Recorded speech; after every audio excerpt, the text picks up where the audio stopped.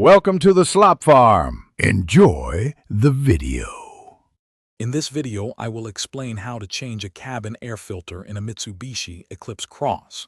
This is a simple maintenance task that significantly improves your vehicle's interior air quality.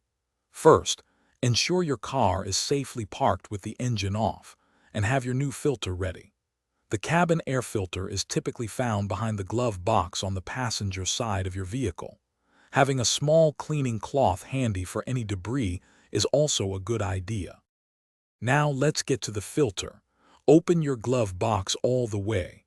On the right side, you'll see a small dampener arm. Gently unhook it.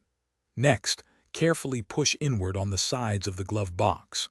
This releases the stops, allowing the glove box to swing down and out of the way, revealing the filter housing behind it.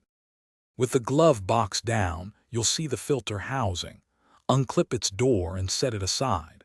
Now, carefully slide the old filter straight out. Pay attention to the airflow arrow on the old filter.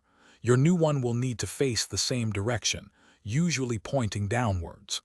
Take a moment to wipe away any accumulated dust or leaves inside the housing. Now for the new filter.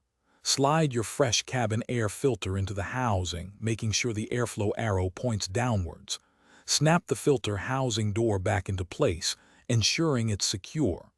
Finally, align the glove box hinges and push it up until it clicks. Don't forget to reattach the dampener arm. You've successfully changed your cabin air filter. Thanks for watching.